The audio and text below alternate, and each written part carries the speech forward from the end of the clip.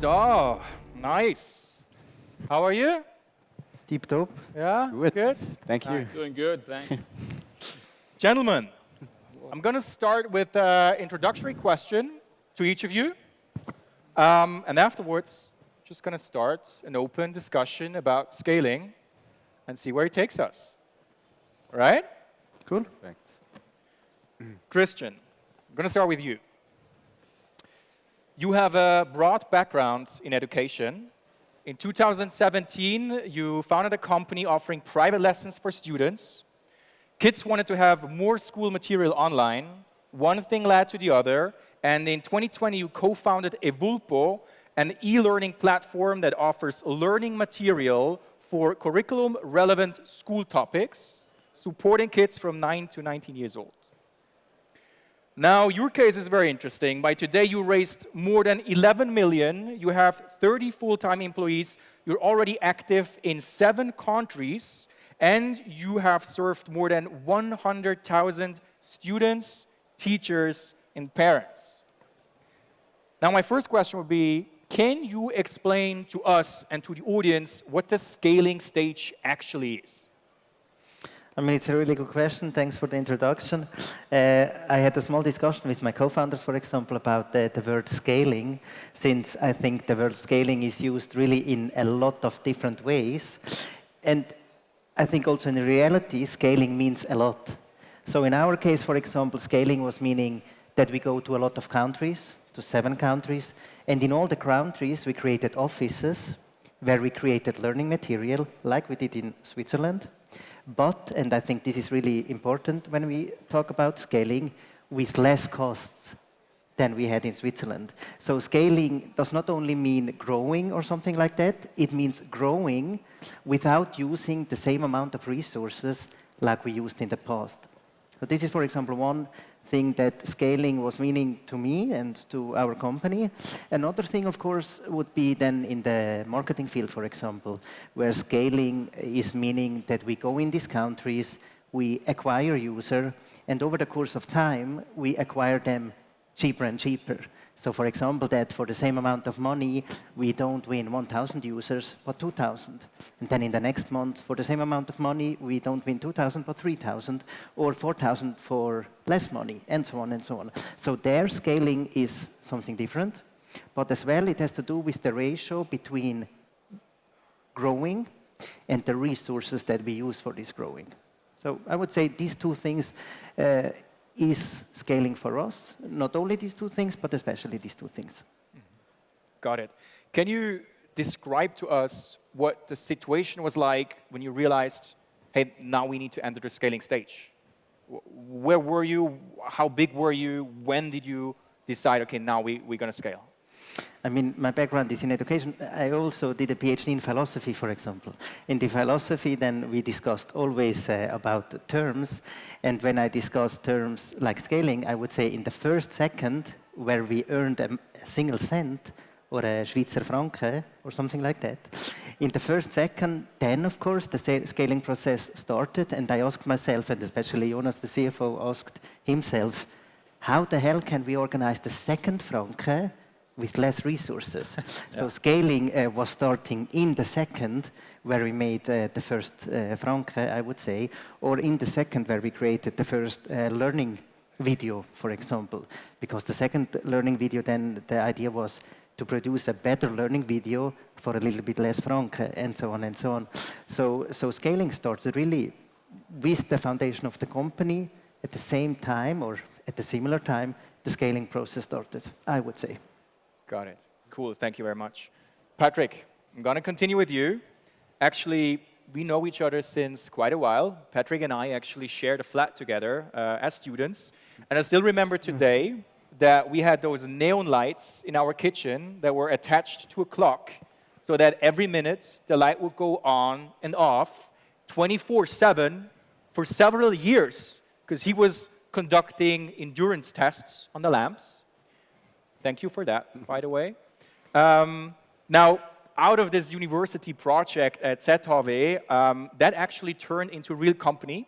In 2017, LEDCity was founded, developing the world's most efficient lighting system for business buildings.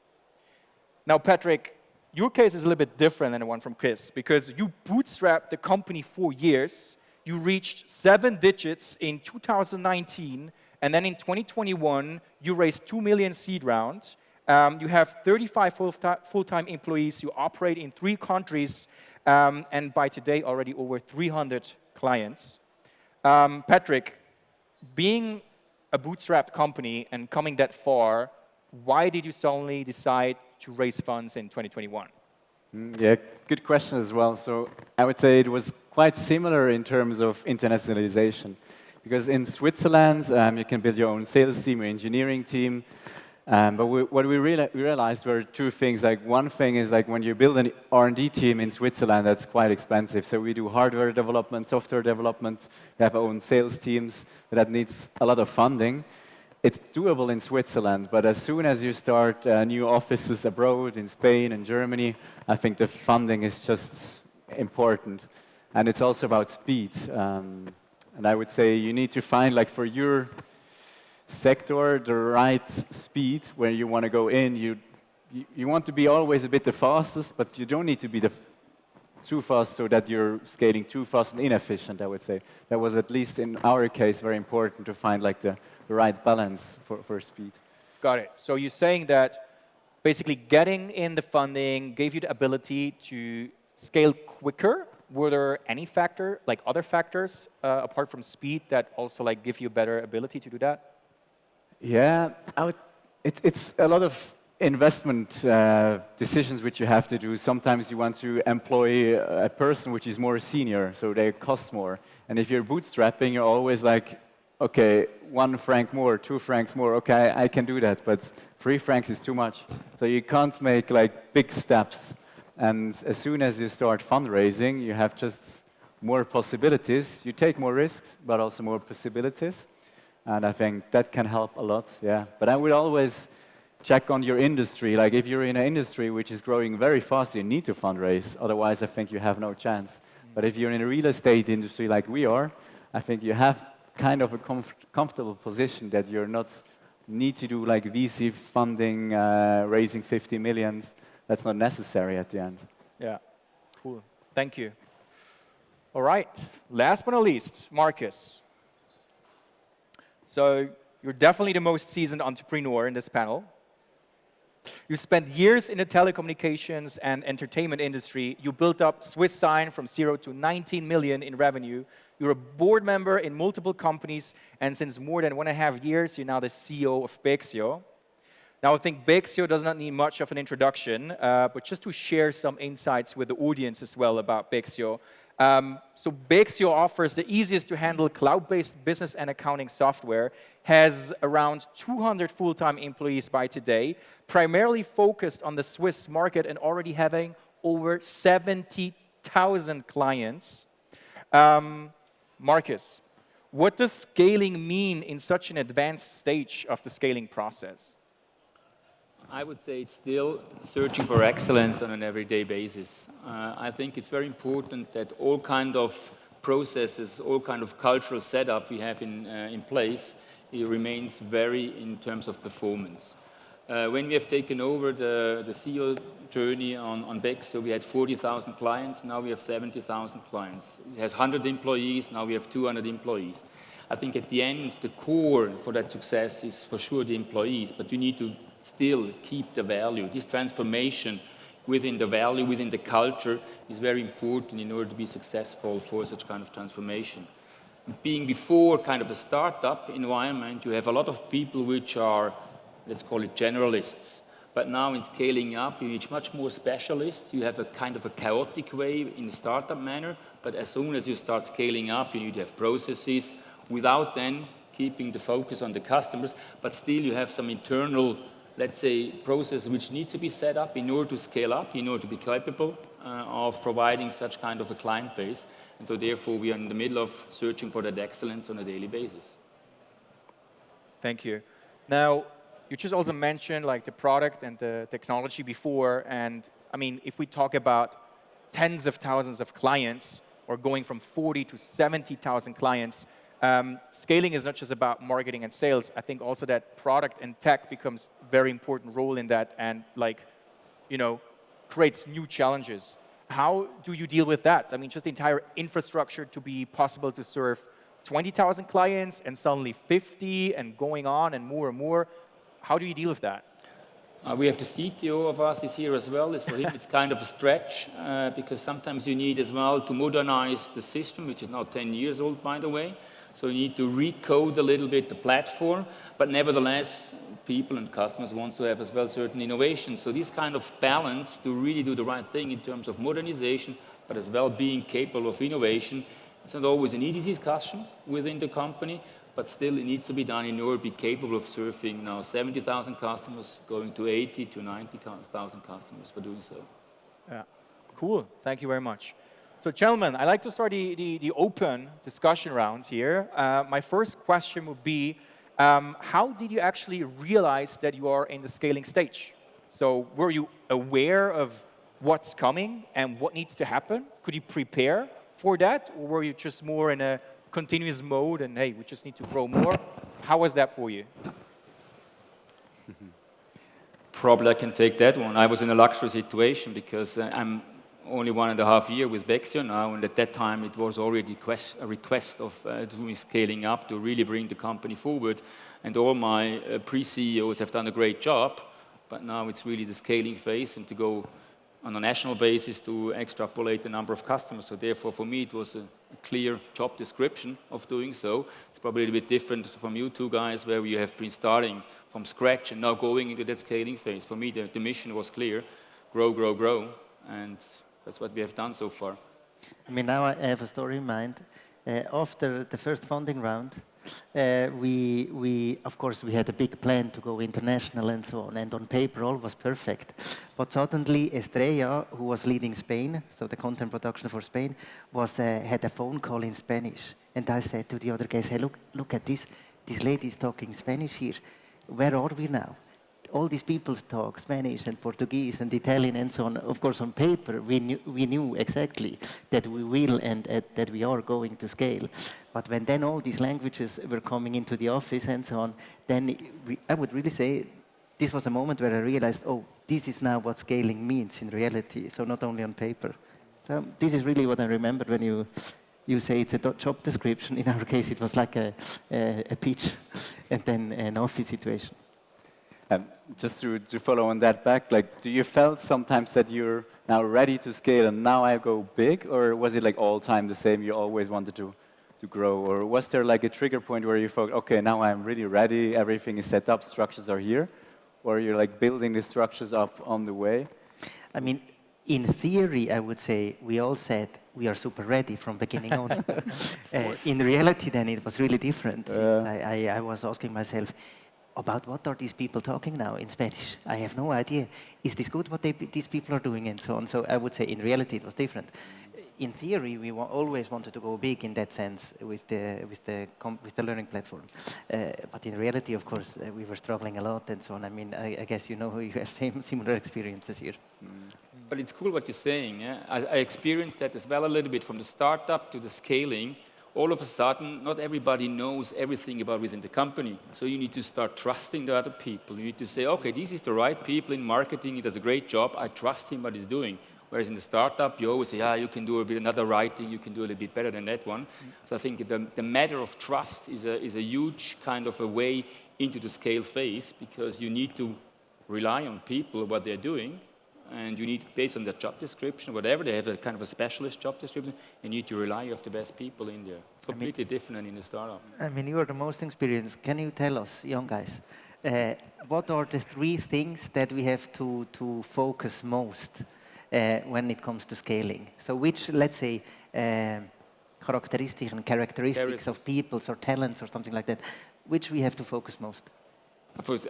You asked 2 questions. I think one question is in terms of you need to have a great team around you, as in the startup. A little bit different, because there are different kind of ways of, in the scaling phase, in the startup phase, you probably have people are not always the same enthusiasm to the product because they're coming like not a corporate, but still it's already in the scaling phase. I think that's very much important that you have the right people on the right spot, like in sports. I'm very fan of have all these analogies with sports. And secondly, I would say in terms of scaling up, you need as well to give them the freedom, establish a culture of trust. It's again about team. It's all about the team at the end. And then rather in the next phase, I would do rather lead them by KPIs. Define the right KPIs. Define kind of a cockpit, whatever you have in place, that you can as well steer the people into the right direction. Yeah, maybe one question here, right? Because what we see, for example, at Picora is very often that businesses approach us and they say, I want to scale, scale, scale, I want to make more revenue, right? And we start talking to them, we have a look, and then we need to say, hey, hold on, cowboy, right? By far not ready to scale because they're completely missing the fundamentals that should have been built in the go-to-market stage, right? And we see that with seed stage companies, Series A, Series B companies even, and those fundamentals being, for example, having a solid product market fit, measuring it, knowing it, having your ideal customer profiles defined, having a clear, unique selling proposition and message market fit, and also knowing what kind of go-to-market strategy I need to follow so that I can actually grow and scale up a business in a way that it can become profitable at some point. Now, in your case, as you were in those situations, how was it for you? Like, did you really have all those fundaments, or you just start going and then you realize, oh shit, we're missing something, we need to invest more time again? How was that in your situation? For my part, at least, it felt like you're building an airplane and you're still fixing some stuff on it, because I think it's never a perfect time frame where you can go. I mean, you're always building at your company. I mean, what I also hear very often is like you start employing more senior people, but sometimes senior people also leave, and so your airplane is not ready. Then you need to find a replacement, and I think so there is never a perfect way to do it. That's at least in our case, and I can also like support that with building the team. I think leadership teams, building that up is so important, because at the beginning it's all about product market fit, but then somehow the founders cannot lead the whole company anymore. It's like you need to have a second support line in your team. And we, as an example, have now invested 50,000 Swiss francs in leadership coachings, and that you can transform your people which you have in the team to be a good leader, but also take external one and have a good mix at the end, because I think it's both very important. And when you have these good people, I think everything is possible, and there is for sure someone who can build the structure, someone is better in that, someone is more the visionary, someone is more the creative guy. But it's all about, the team at the end. I mean, I would say, again, it depends really on the type of scaling that you have in front of you.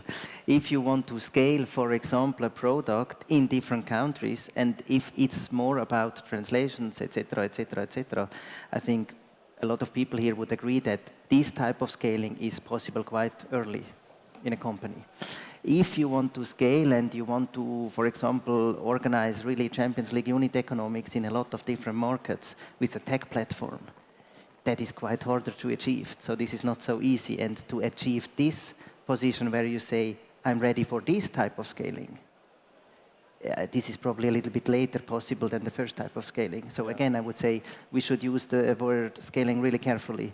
And based on this, then we can say, this type of scaling is possible, but this other not. In our case, the first type of scaling, we were super ready. The second type of scaling, so handling the unit economics in 7 different markets, we are starting to be ready in some markets here, in others not. So it depends, I would say. And coming back to your question, in our case, it's probably, I would say, 80% of the ingredients have been there, but the 3-course menu have not been fully defined. And it's good to hear we have done exactly the same. We invested a lot now into leadership. We have seen as well, we have very young people in our organization. I'm the oldest one in there, and I would say the average around 30. First-time leaders, first-time kind of a head of position, first-time getting some responsibility and accountability.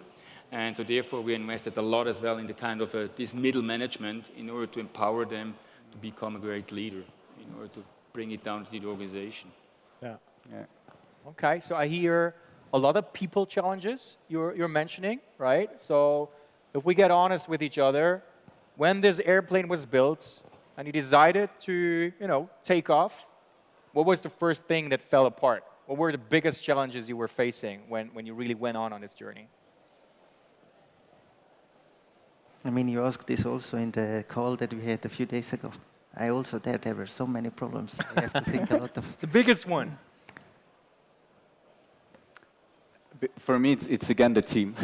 Because as a startup founder, you're mostly young and you haven't dealt like with leadership positions before. So you have always employed people in your age.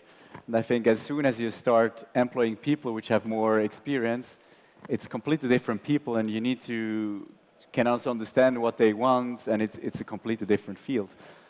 So in a long term, so we learned it like twice or three times that we did some mistakes in like having people which are not really fitting our culture at the end, and that can also lead to horrible other situations.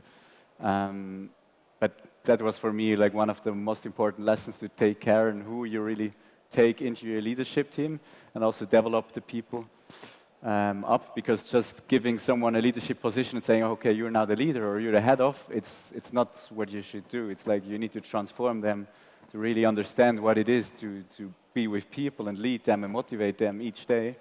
I think that's not to underestimate at the end. Yeah. I mean, scaling always, I think, in every sense of the word, means doing a lot at the same time, right? And I would say anticipating the problems that could occur over the course of time. This is, I would say, as a founder, together with the co-founders and the whole management team, this is, I would say, the biggest challenge. So anticipating what exactly could be a problem during the next weeks and months and probably years. So this is, I would say, the biggest task that we had during this scaling phase. So, of course, we said, yeah, there in Spain, this could happen, let's be aware. And we said, yeah, that in England, in the London office, this could happen, let's be aware. In the marketing strategy, this could happen, let's be aware. But so many things were going on in parallel that we missed a lot of stuff, of course.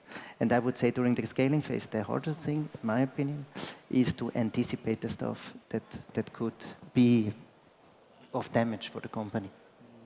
It's probably as well the stretch of still being very customer focused, and you still have to do internal process re-engineering. And you can do a lot of work internally, then you start losing a little bit the focus on customers. So you find the right balance, because in order to scale, you need to have the right process in place. You need to do certain things in order to scale up as well with the number of customers. For instance, in customer support, you have more requests, more clients calling in, so you need as well to scale up in that area, but still having the customer focus and really look what's bringing them in order to not fall apart. Okay. So I have a little bit of a different question now for you. I think something that is quite relevant to a lot of people in here, especially as the entire fundraising story has a little bit changed over the past years, as we know. So I'm wondering, is funding really necessary to scale? Can you go without? Can you bootstrap your way through the scaling phase? Is that possible?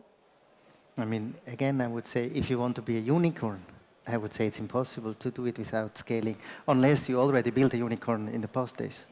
Then it's a different story. So it depends, again, what exactly do you want to achieve. If you want to build a really great global company in, let's say, 7 years, then I would say in 99% of the cases, even more. Of course, funding is needed, a lot of funding, really a lot of funding, in my eyes. Yeah. It's probably tough without funding, really bootstrapping the whole thing. It's always depending a little bit on the stage which are you in the scaling phase. I mean, we have been in the lucky situation. At least half a year ago, we went cash flow positive. Now we're EBITDA positive. So all this good manner helps in order to finance. But really then go international and probably start as well a lot of hardware related business. You need to have inventory, you need to have certain funding pre-financed, and that's probably hard to bootstrap. Depending which kind of pockets you have, that might be, even you can bootstrap it, but normally I would say you need some funding. Important. Yeah, and I would say it's also depending completely on the business model. Like, yeah, as you said, hardware or software. I think in software, I hear a lot of friends which have a bootstrapped software company, and it works. when they have the unicorn as a goal, I think it's harder. But still, I think to build a great big company, it's possible, yes. But yeah, I would really say it's the business model at the end, which is important to decide in which direction you want to go. Yeah. Good. If you could go back in time, what will you do different?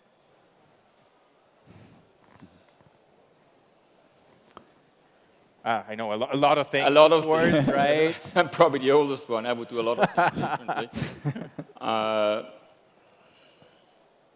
I would probably take more time for certain things, not being always in a rush as well of getting to the next milestones. I would probably take certain speed out of a certain scaling phase to get even more proper foundation for scaling, because sometimes as well, we had in the discussion, we have an operation on the living body sometimes, which is not always kind of easy as well, where you have 70,000 customers and you still do some updates on the other side. It's always a little risky.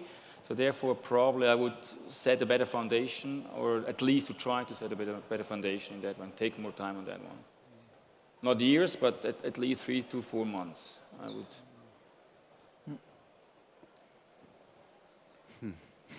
Yeah, I would just build earlier or like change the recruiting process. Like in the beginning, we had a lot of juniors and we built them up. And I think we did it because we were successful in that. We keep that quite a long time.